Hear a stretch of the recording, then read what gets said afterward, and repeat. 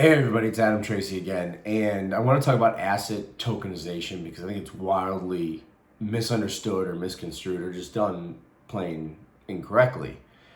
And there's three main points to consider. Number one, when you tokenize an asset, you are automatically creating either a security or a commodity, depending on what the underlying asset is, right? So if you want to tokenize real estate, right, that token, if sold, is going to be part of a security token offering.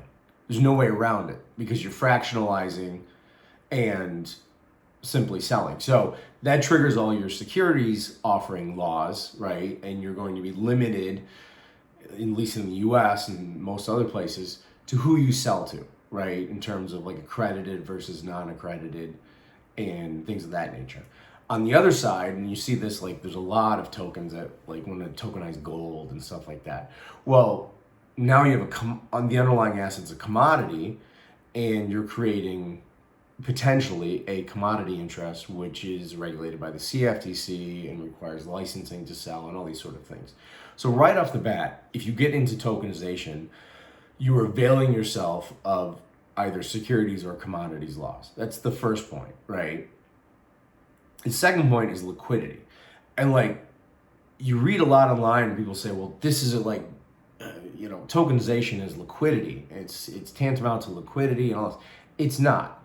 It may reduce barriers to entry. Like I go back to the real estate. Like you may not have an investor may not have $1 million to buy some property, but he'll have 5,000 that he wants to fractionally own some portion thereof. So it reduces his barrier to entry to get into certain assets.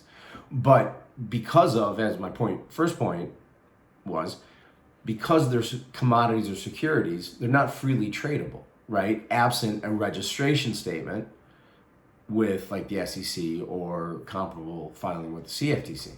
So there's no trading, right, of a tokenized asset because it's a security, right, absent these registrations. And you can see a lot of platforms are starting to do this, and they're not necessarily in the digital token form, but like you think of like a Lambda, or even like in the collectibles world, like a Rally, something like that, where they're literally filing registration statements on like one particular asset, which allows them to sell to retail investors, and it allows those retail investors to then subsequently sell their interest, their fractionalized interest in whatever asset it is. So it's really, tokenization really doesn't create liquidity without taking that extra step, that extra regulatory step. So number one, you're creating regulatory requirements, and two, to really get this, liquidity that people claim exists, which doesn't, you need to go another step down the regulatory road in order to get it.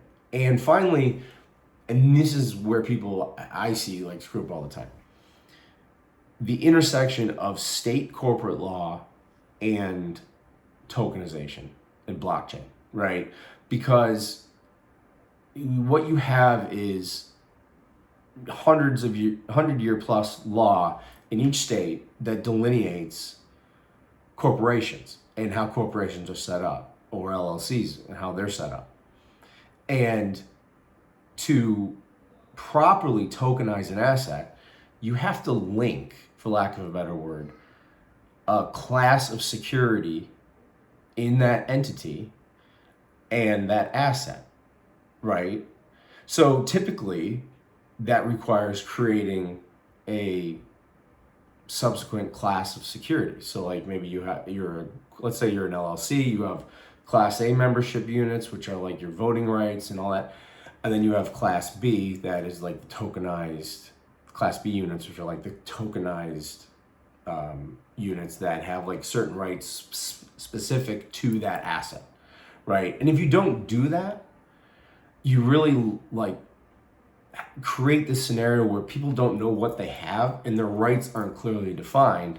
And sometimes they're over-defined because they think they have interest in the umbrella company when they don't, right? Perhaps they only have interest in like asset A or asset B or asset C, or they don't technically even hold the rights that they think they're acquiring when they purchase that security. So what you need is like a certificate of designation in the corporate sense, or an amendment to an operating agreement in an LLC or DAO. And you have to be very specific, right? And I'll put a sample up on my website. You have to be very specific in terms of how you link the asset, right, that's being tokenized to a class of securities in the company. And that usually entails creating new classes of securities within a company, right? Which for an LLC is very simple to do. Corporate, in a corporation, an Inc., then you're filing something and you maybe pay $50. But that's sort of the lay of the land, right? So, tokenization it's great, barriers of entry. It's, depending how you look at it, not great, considerable regulation that goes along with it. And third point, people are doing it wrong left and right. So when you get into these projects, look for these three things, right? Like, look at these three things and that's how you evaluate. Or at least that's how I evaluate if it's worthwhile, right? And the fact that it's a token is very attractive to people, but there's tons of platforms out there that aren't even using crypto, right? That are doing the same conceptual, fractionalization, ownership and all that, but they're going through the regulatory hurdles, so there's still that promise of liquidity, right? So check it out. I'll post some, a sample form for the securities delineation and tokenization scheme on my site at adamtracy.io. And if you have any questions, definitely hit me up, adam@adamtracy.io, and I will talk to you next time. Cheers.